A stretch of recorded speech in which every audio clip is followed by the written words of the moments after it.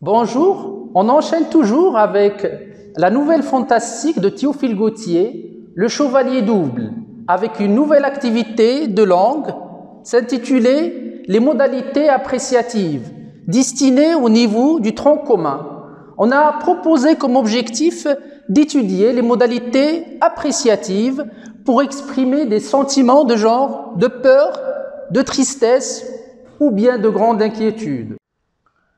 Maintenant, on passe à la lecture d'un corpus qui illustre ces modalités. Ce corpus est tiré de la nouvelle fantastique Le Chevalier double.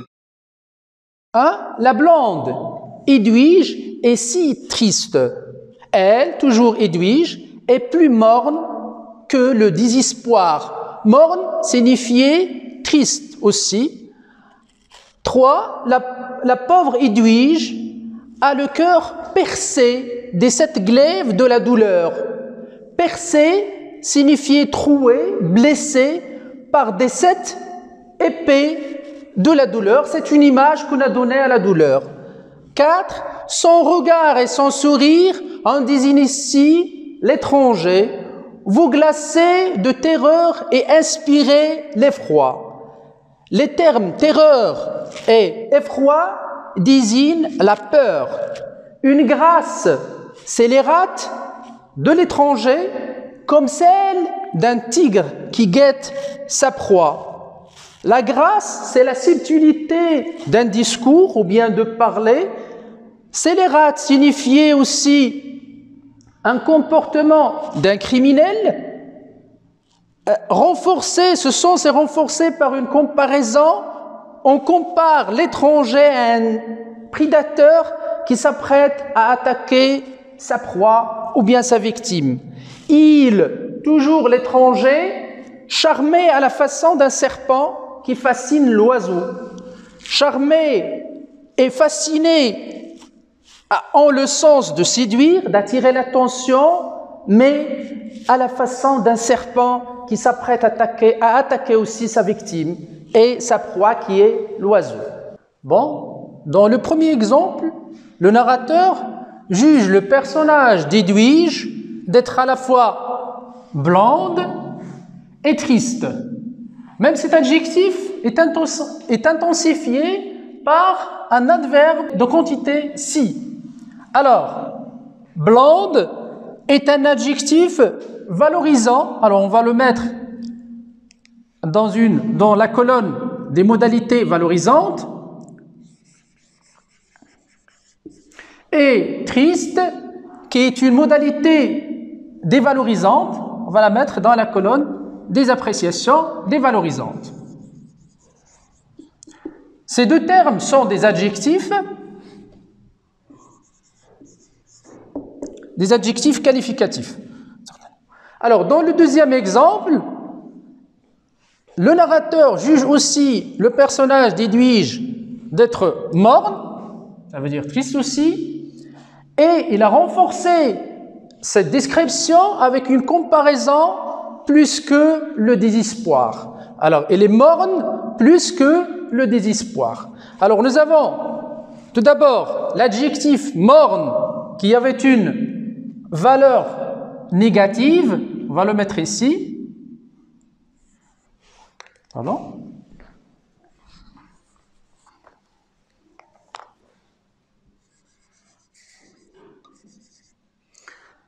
Ceci est un adjectif qualificatif. Et nous avons aussi un autre procédé qui est la comparaison.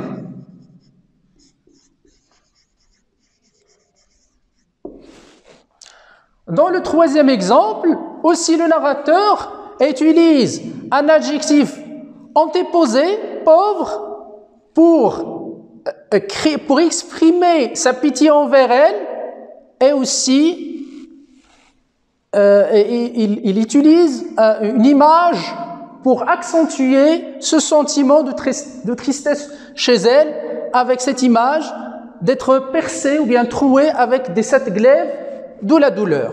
Alors nous avons l'adjectif dévalorisant pauvre,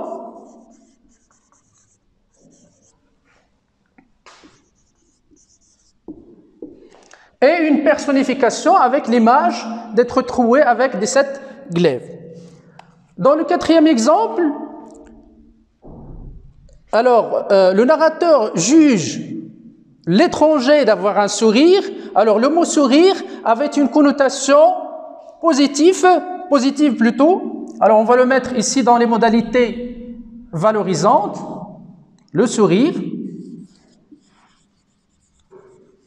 Ce terme est un nom.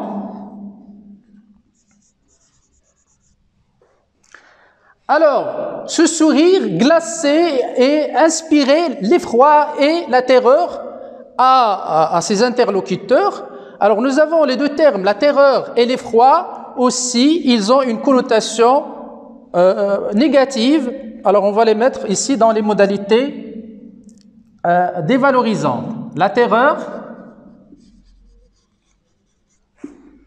et l'effroi.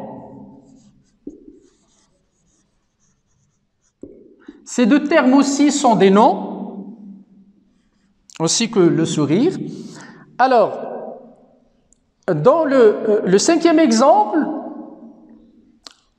le narrateur juge l'étranger d'avoir une grâce scélérate.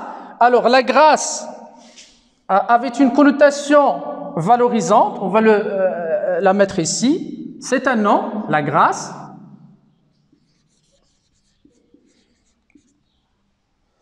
Et l'adjectif, il qualifie cette grâce d'être scélérate, c'est un adjectif dévalorisant.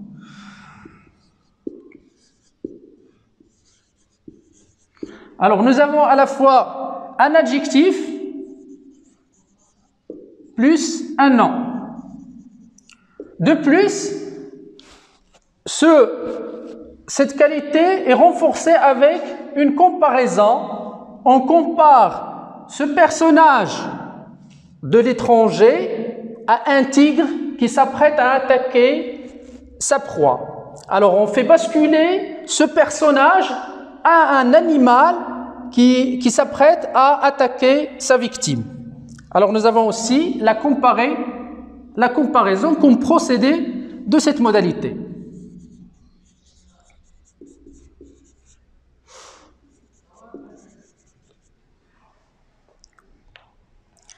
Dans le dernier exemple, nous avons deux termes qui qualifiaient aussi l'étranger. Alors, il a la capacité de charmer ou bien de fasciner sa victime.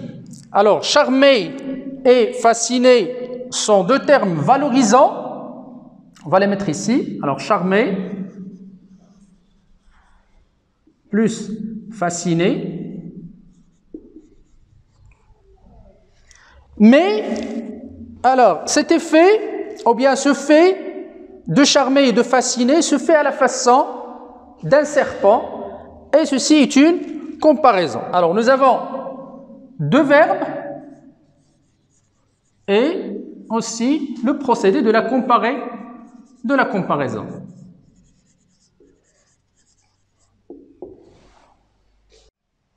Donc, le contraste entre les aspects valorisés et les aspects dévalorisés des personnages permet de créer une atmosphère de doute. Ce doute est la principale caractéristique de l'écriture fantastique. Alors, récapitulons. Les modalités appréciatives permettent de porter un jugement sur une personne, un lieu ou un objet, en utilisant des termes valorisants ou dévalorisants, accentués parfois par des figures d'analogie, de répétition ou bien des superlatifs. Alors, ces modalités ont pour objectif de créer un climat de peur, de tristesse ou bien d'inquiétude afin de semer le doute chez le lecteur d'un texte fantastique. Passons maintenant à un exercice d'application. Alors, la consigne vous demande de déterminer la modalité exprimée dans chaque énoncé et relever le procédé qu'elle exprime. Alors, première phrase, elle est plus pâle que la statue d'albâtre. Ses mains, ses petites mains diaphanes, amaigries et fluettes, comme celles des elfes et des Willis. Alors, diaphane signifie la transparence et fluette désigne aussi la faiblesse. Alors, les elfes et les Willis, ce sont des créatures qui font partie de la mythologie nordique. L'étranger était beau comme un ange, mais comme un ange tombé. Alors, tombé du ciel. Des Edwige pâlissaient comme Lily du clair lune. Un terrible secret pèse sur son âme. Maintenant, comme on a fait, alors on va passer à l'extraction des modalités appréciatives. Prenons le premier exemple. Le narrateur juge Edwige par l'adjectif pâle. Cet adjectif a une portée dévalorisante. Alors on va le mettre dans la colonne des appréciations dévalorisantes. Pâle. Alors ce procédé est l'adjectif qualificatif.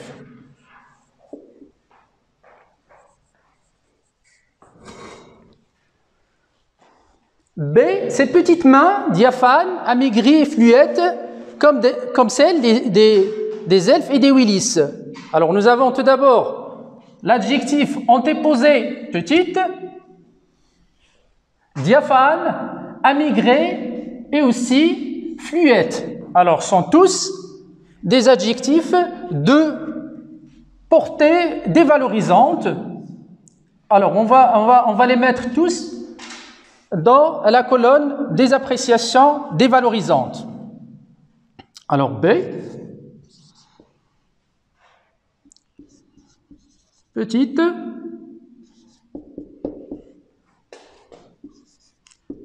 diaphane,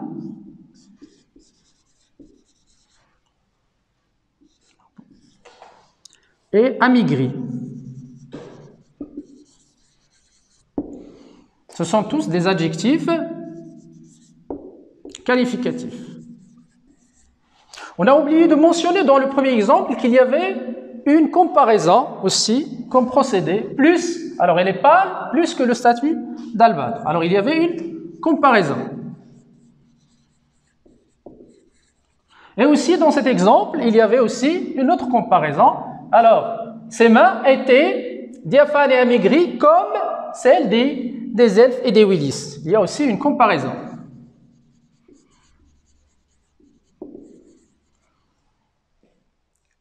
L'exemple C. Alors, l'étranger était beau comme un ange, mais comme un ange tombé. Alors, le narrateur juge l'étranger qu'il est beau comme un ange. Alors, comme vous remarquez, il y avait l'adjectif valorisant beau et il y avait aussi un autre terme qui est valorisant aussi, un ange. Et il y avait aussi un autre procédé de la comparaison. Alors, l'exemple C, beau, ange. Alors, beau est un adjectif qualificatif. Par contre, ange est un nom. Et il y avait aussi la comparaison comme un ange.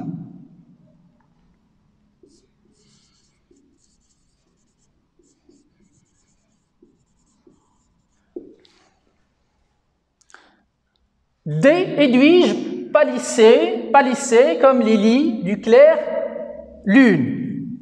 Alors il y avait le verbe pâlir répété 2 fois. Alors il y avait une connotation péjorative. Alors on va le mettre dans la colonne des modalités dévalorisantes. Alors pâlisser, pardon.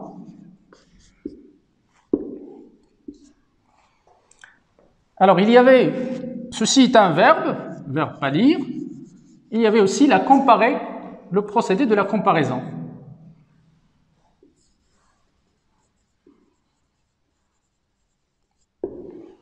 Dernier exemple, un terrible secret pèse sur son âme. Alors, comme vous remarquez, il y avait l'adjectif terrible qui avait une connotation dévalorisante. Alors on va le mettre ici, terrible. Alors c'est un adjectif qualificatif. Il y avait aussi une autre expression allégorique, peser sur l'âme. Alors on va la ranger aussi avec les qualités ou bien les modalités qui sont dévalorisantes. Peser sur l'âme. Alors c'est une expression qui exprime l'allégorie. L'allégorie est une figure d'analogie.